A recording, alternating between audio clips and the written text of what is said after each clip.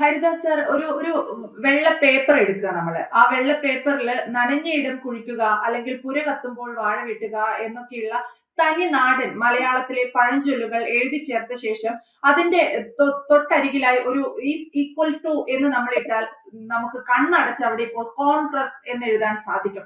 അക്ഷരാർത്ഥത്തിൽ ഇന്ത്യയോട് ഇന്ന് കോൺഗ്രസ് ചെയ്യുന്നത് അതാണ്. നനഞ്ഞ ഇടം നോക്കി കുഴിക്കുക. ഈ രാജ്യം ഒരു പ്രതിസന്ധിയിൽ നിൽക്കുമ്പോൾ തന്നെ അവർക്ക് എങ്ങനെ അതിൽ നിന്ന് ലാഭം നേടാൻ സാധിക്കും എന്ന വഴികൾ ആലോചിക്കുക. പക്ഷേ ഈ ലാഭം നേടുക എന്നതിന് അവർ തിരഞ്ഞെടുക്കുന്ന വഴികൾ രാജ്യദ്രോഹമാണെന്നുള്ള കാര്യം ഈ കോൺഗ്രസ് തിരിച്ചറിയുന്നില്ല, അല്ലെങ്കിൽ തിരിച്ചറിഞ്ഞിട്ടും അതിനെ തിരുത്താൻ അവർ തയ്യാറാകുന്നില്ല. അതിനൊരു ബെസ്റ്റ് എക്സാമ്പിൾ ഞാൻ പറഞ്ഞുതരാം. നമുക്കറിയാം, ഈ ഗൗരവ് ഗൊഗോയ് എന്ന് പറയുന്ന കോൺഗ്രസിന്റെ എം പി, അദ്ദേഹത്തിന്റെ ഭാര്യ വീട് പാകിസ്ഥാനിലാണെന്നും അദ്ദേഹം ഇടയ്ക്കിടെ ഭാര്യ വീട് സന്ദർശിക്കാൻ പാകിസ്ഥാനിലേക്ക് പോവാറുണ്ടെന്നും അദ്ദേഹത്തിന്റെ 2 മക്കൾ പാകിസ്ഥാൻ പൗരന്മാരുമാണെന്നുള്ള വാർത്തകൾ നമ്മുടെ നാഷണൽ മീഡിയ, ദേശീയ മാധ്യമങ്ങൾ റിപ്പോർട്ട് ചെയ്യുന്നുണ്ട്. ഇത് എത്രത്തോളം ശരിയാണെന്നുള്ള കാര്യം കോൺഗ്രസ് ഇതുവരെ സ്ഥിരീകരിച്ചിട്ടില്ല. അങ്ങനെയാണെങ്കിൽ കോൺഗ്രസിന്റെ ഒരു എം പി പാകിസ്ഥാൻ സന്ദർശിക്കുന്നു, അതും അദ്ദേഹത്തിന്റെ ഫാമിലി എന്ന് പറയുന്ന സംഗതി അവിടെ ഉണ്ടെന്നുള്ള റിപ്പോർട്ടുകൾ വരികെ തന്നെ. ഈ അടുത്തിടെ വരെ സന്ദർശിച്ചു എന്നാണ് വാർത്ത പുറത്തു വരുന്നത്. അത് മാത്രമല്ല, ഉത്തർപ്രദേശ് കോൺഗ്രസ് കമ്മിറ്റിയുടെ പ്രസിഡന്റ് അജയ് റായ് എന്ന് പറയുന്ന വ്യക്തി, അജയ് റായ് നമ്മുടെ ഇന്ത്യയുടെ റഫേൽ വിമാനങ്ങളെ ഇകഴ്ത്തിക്കാട്ടി പരിഹസിച്ച് സംസാരിക്കുന്നു.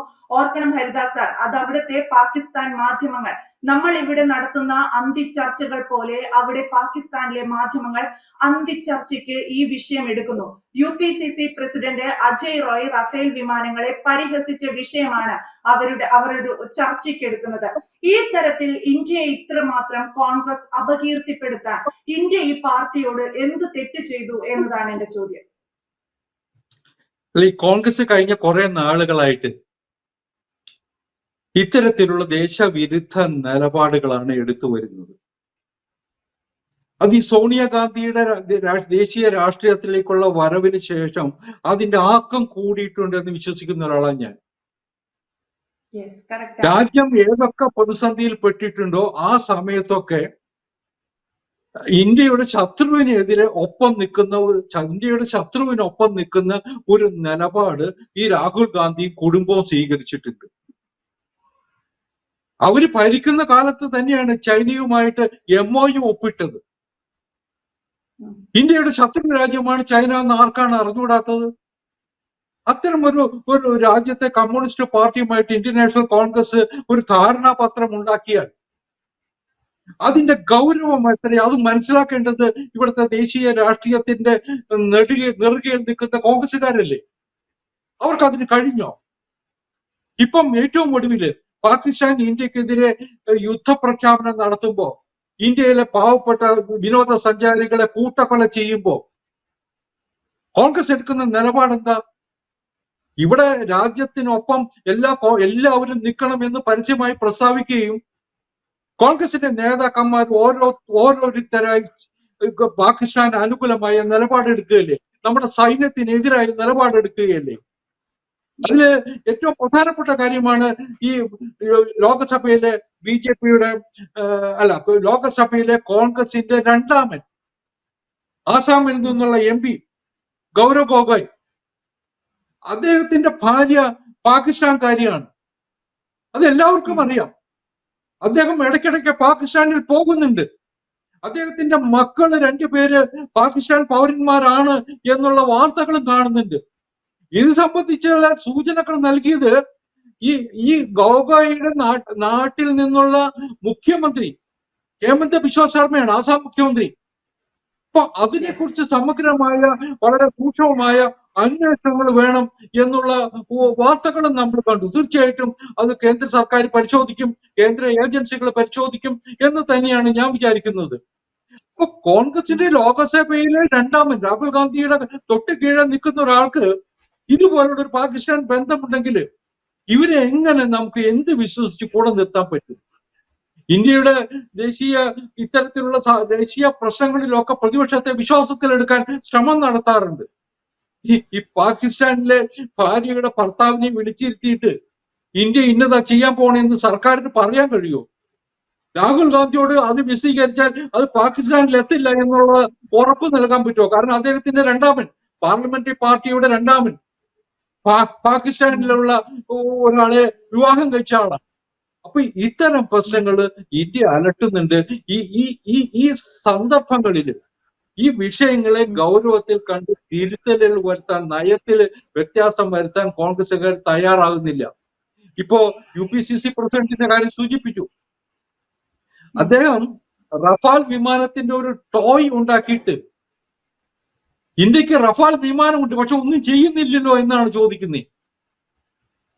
അത് ആർക്ക് നേരെയുള്ള വിമർശനമാണ്? ഇവിടെ യുദ്ധസജ്ജമായി നിൽക്കുന്ന നമ്മുടെ സേനാനിമാർക്ക്, സൈനികർക്കുള്ള വിമർശനമല്ലേ? എയർഫോഴ്സിനുള്ള വിമർശനമല്ലേ?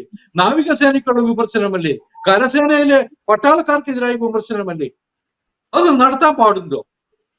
ഇതിനെയൊക്കെ ദേശദ്രോഹം, രാജ്യദ്രോഹം എന്ന് കാണേണ്ടി വരില്ലേ? നാഷണൽ സെക്യൂരിറ്റി ആക്ടിന്റെ പരിധിയിലേക്ക് ഇത്തരം വിമർശനങ്ങളെ കൊണ്ടുവരേണ്ടി വരില്ലേ? കേന്ദ്ര സർക്കാർ ഗൗരവത്തിൽ ചിന്തിക്കണം എന്നാണ് എനിക്ക് സൂചിപ്പിക്കാനുള്ളത്. ഞാൻ ഒരു കാര്യം കൂടി ഓർമ്മിപ്പിക്കാം.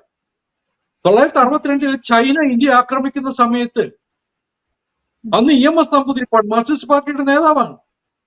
അദ്ദേഹം നടത്തിയ വിവാദമായ പ്രസ്താവനയുണ്ട്. ചൈന ചൈനയുടേതെന്നും ഇന്ത്യ ഇന്ത്യയുടേതെന്നും പറയുന്ന സ്ഥലം എന്ന്. അതായത് ഇന്ത്യ നമ്മുടെ നാടിനെ മാതൃഭൂമി എന്നാ പറയാ. നമ്മുടെ നാടിനെ അമ്മയെ പോലെയാ നമ്മൾ കാണുക. അതാണ് നമ്മുടെ സംസ്കാരം. ആ ഭൂമിയിലേക്ക് ചൈനീസ് പട്ടാളം കാലെടുത്ത് വെച്ചപ്പോ അതിനെ വിമർശിച്ചവരാണ് നമ്മളെല്ലാവരും. അപ്പൊ EMS എടുത്ത നിലപാട് ഇന്ത്യ ഇന്ത്യയുടേതെന്നും ചൈന ചൈനയുടേതെന്നും പറയുന്ന ഭൂപ്രദേശം എന്നാ. അന്ന് ചൈനയ്ക്ക് വേണ്ടിയിട്ട് രാജ്യമെമ്പാടും ക്യാമ്പയിൻ നടത്താൻ കമ്മ്യൂണിസ്റ്റുകാർ തയ്യാറായി. അന്ന് നെഹ്റു ചെയ്തത് എന്താ? ഈ കമ്മ്യൂണിസ്റ്റുകാരെ മുഴുവൻ അറസ്റ്റ് ചെയ്ത് നാഷണൽ സെക്യൂരിറ്റി ആക്ടിന്റെ പേരിൽ അറസ്റ്റ് ചെയ്ത് ജയിലിലടച്ചു. അച്യുതാനന്ദൻ ഉൾപ്പെടെ, നമ്പൂരിപ്പാട് ഉൾപ്പെടെ, AKG ഉൾപ്പെടെ ഉള്ളവർ ജയിലിലടച്ചു. അത് ചരിത്രത്തിന്റെ ഭാഗമാണ്. അന്ന് നെഹ്റു ചെയ്തത് ഇന്ന് മോഡി ചെയ്യാത്തത് ഔദാര്യമായിട്ട് കാണരുത്. ഈ സമയത്ത് രാജ്യവിരുദ്ധ പ്രവർത്തനം നടത്തിയാൽ നടപടി എടുക്കണം എന്ന് കേന്ദ്ര സർക്കാർ നിർദ്ദേശം കൊടുത്തിട്ടുണ്ട്. സംസ്ഥാനങ്ങളും എടുക്കണം, അക്കാര്യത്തിൽ ശ്രദ്ധ ചെലുത്തേണ്ടതുണ്ട്. പക്ഷെ ഇത് ചെയ്യുന്നില്ല കേരളത്തിലും ഇന്ത്യയിലും ഇപ്പോ. കാരണം ഒരു പരിധി വിട്ട് പോകരുതെന്ന് ഗവൺമെന്റും ആഗ്രഹിക്കുന്നു, പ്രശ്നങ്ങൾ ഉണ്ടാവരുത് ആഗ്രഹിക്കുന്നു. പക്ഷെ പാകിസ്ഥാന്റെ ദല്ലാളന്മാരെ പോലെ കോൺഗ്രസുകാർ പ്രവർത്തിച്ചാൽ, ഇന്ത്യയിലെ സെക്യൂരിറ്റി ഫോഴ്സസിനെ അവർക്ക് അപമതിപ്പുണ്ടാക്കുന്ന നിലയിൽ പെരുമാറിയാൽ അതിനെ ഗൗരവത്തോടെ തന്നെ ഗവൺമെന്റ് കാണണം, നടപടിയെടുക്കണം എന്നതാണ് എനിക്ക് സൂചിപ്പിക്കാനുള്ളത്. ഞാനൊരു കാര്യം കൂടി സൂചിപ്പിക്കാം. പഹൽഗാമിന് ശേഷം ഇന്ത്യൻ സൈന്യം വെറുതെ ഇരിക്കുകയല്ല, ഇന്ത്യയുടെ ഗവൺമെന്റ് വെറുതെ ഇരിക്കുകയല്ല. ഇന്ത്യയുടെ ഗവൺമെന്റ് എല്ലാ തരത്തിലുള്ള തയ്യാറെടുപ്പുകളും നടത്തുന്നുണ്ട്. നരേന്ദ്രമോദി ഓരോ ദിവസവും നടത്തുന്ന കൂടിക്കാഴ്ചകളുടെയും ചർച്ചകളുടെയും ഒക്കെ വിശദാംശങ്ങൾ പൊതുമണ്ഡലത്തിൽ വരുന്നുണ്ട്. വ്യോമസേന മേധാവിയെ കണ്ടത്, നാവികസേന മേധാവിയെ കണ്ടത്, നാഷണൽ സെക്യൂരിറ്റി അഡ്വൈസറുമായിട്ട് ചർച്ച നടത്തുന്നു, വിദേശത്തു നിന്ന് വരുന്ന പല ഡിഫൻസ് അവരുടെ പ്രതിരോധ മന്ത്രിമാരുമായിട്ട് ചർച്ച നടത്തുന്നത് ഒക്കെ നമ്മൾ കാണുന്നുണ്ട്. അതുപോലെ മാത്രമല്ല നയതന്ത്ര തലത്തില് ഇന്ന് സർവരും ഇന്ത്യക്കൊപ്പമല്ലേ, പാകിസ്ഥാനൊപ്പം ആരാ ഉള്ളത്? ഒരു തുർക്കി ഉണ്ടാകുമായിരിക്കും. ഇസ്ലാമിക രാജ്യങ്ങളെല്ലാം ഏതാണ്ട് ഇന്ന് പാകിസ്ഥാനെതിരാണ്. ചൈന പോലും പരസ്യമായിട്ട് ഇന്ത്യക്കെതിരായിട്ട് സംസാരിക്കുന്നില്ല. അത്തരം ഒരു സാഹചര്യം ഉള്ളപ്പോ കോൺഗ്രസുകാർ എന്തിനു വേണ്ടിയിട്ടാണ് പാകിസ്ഥാന്റെ ദല്ലാളന്മാരാകുന്നത്, പാകിസ്ഥാന്റെ പ്രവാചകന്മാരാകുന്നത്? ഇവിടുത്തെ കോൺഗ്രസ് നേതാക്കന്മാരുടെ ട്വീറ്റുകള്, അഭിപ്രായ പ്രകടനങ്ങളൊക്കെ നേരത്തെ സൂചിപ്പിച്ചതുപോലെ പാകിസ്ഥാൻ മീഡിയ ചർച്ച ചെയ്യുകയാണ്. അത്തരം ഒരു അവസ്ഥ ഉണ്ടാക്കുന്നത് എന്തിനാ? ഇവര് നന്നാവില്ല എന്നതിനുള്ള ഉദാഹരണങ്ങളാണ്. ഒരു കാര്യം കൂടി സൂചിപ്പിച്ചുകൊണ്ട് ഞാൻ അവസാനിപ്പിക്കാം. പഹൽഗാമിന് പ്രതികാരം ഉണ്ടാകും. അത് നരേന്ദ്രമോദിയുടെ വാക്കാണ്. രാജ്യത്തിന് നരേന്ദ്രമോദി കൊടുത്തിട്ടുള്ള ഉറപ്പാണ്. ഭീകരന്മാരുടെ താവളമായിട്ടുള്ള, ഭീകരതയുടെ ഹബ്ബായിട്ടുള്ള പാകിസ്ഥാൻ അനുഭവിക്കും എന്നത് നമുക്ക് കാത്തിരുന്ന് കാണാം. അതിനുള്ള സമയമാകുന്നതേ ഉള്ളൂ. വേണ്ട സമയം സൈനികർ തീരുമാനിക്കും, സൈനിക മേധാവിമാർ തീരുമാനിക്കും, നടപടി ഉണ്ടാകും. ആ സമയത്തും നമ്മൾ പാകിസ്ഥാന് അനുകൂലമായിട്ട് ഇവിടെ പ്രചരണം നടത്താൻ കോൺഗ്രസ്സുകാർ വരുന്നുണ്ടോ എന്ന് കാത്തിരിക്കാം. അതും കൂടി ഓടി ഈ കോൺഗ്രസ് രാഷ്ട്രീയത്തിന് ഇന്ത്യയിൽ ഒരു പുതിയ മേലങ്കി കിട്ടും. രാജ്യദ്രോഹികളുടെ പാർട്ടിയായിട്ട് കോൺഗ്രസ് ചിത്രീകരിക്കപ്പെടും. അല്ലെങ്കിൽ ഈ ഗൗരവ് ഗൊഗോയ്ക്കെതിരായിട്ട് നടപടിയെടുക്കാൻ, ഗൗരവ് ഗൊഗോയെ തള്ളി പറയാൻ, പാകിസ്ഥാനിൽ പോയി അവിടുത്തെ സൈനിക മേധാവിമായിട്ട് ചർച്ച നടത്തി എന്ന് പറയുന്ന ആൾക്കാരും തള്ളി പറയാൻ കോൺഗ്രസ് തയ്യാറാകുമോ എന്നതും കൂടി അറിയേണ്ടതുണ്ട്. യെസ്, അതാണ്. എന്തായാലും ഇന്ത്യൻ പ്രധാനമന്ത്രിയുടെ പേര് കോൺഗ്രസുകാർ ഓർത്തു വെച്ചോളൂ, നരേന്ദ്രമോദി എന്നാണ്. ഇതുവരെ പാകിസ്ഥാനെതിരെ ഒരു തിരിച്ചടി നൽകുമെന്ന് അദ്ദേഹം ഏതൊക്കെ അവസരത്തിൽ പറഞ്ഞിട്ടുണ്ടോ അതൊക്കെ നടപ്പിലാക്കിയിട്ടുണ്ട്. പറഞ്ഞത് മാത്രം പ്രാവർത്തികമാക്കുന്ന ഒരു പ്രധാനമന്ത്രിയുള്ള നാട്ടിൽ പ്രതിപക്ഷത്തിരിക്കുന്നത് കോൺഗ്രസ് ആയാലും ഇത്തരം വില കുറഞ്ഞ ആരോപണങ്ങൾ അല്ലെങ്കിൽ ഇത്തരത്തിൽ രാജ്യത്തെ തകർക്കാനുള്ള നീക്കങ്ങൾ നടത്തുമ്പോൾ ഒന്നാലോചിക്കുന്നത് നന്നായിരിക്കും. ഹരിദാസ് സാർ സൂചിപ്പിച്ച ഒരു കാര്യമുണ്ട്. പാകിസ്ഥാനിൽ നിന്നുള്ള ഒരു ഭാര്യ, ആ ഭാര്യയുടെ ഭർത്താവ് കോൺഗ്രസിന്റെ ലോക്സഭയിലെ രണ്ടാമൻ രാഹുൽ ഗാന്ധിക്ക് തൊട്ടു താഴെ ഗൗരവ് ഗൊഗോയ് എന്ന് പറയുന്ന MP. എങ്ങനെ, എന്ത് വിശ്വസിച്ച് രാജ്യത്തിന്റെ നയതന്ത്ര അല്ലെങ്കിൽ ആഭ്യന്തര കാര്യങ്ങൾ ലോക്സഭയിൽ അടക്കം ചർച്ച ചെയ്യും ഇന്ത്യ? എങ്ങനെ പ്രതിപക്ഷത്തെ വിശ്വാസത്തിലെടുക്കും എന്നൊക്കെയുള്ള കാര്യങ്ങൾ ഇവിടെ ചർച്ചയാവേണ്ടതുണ്ട്.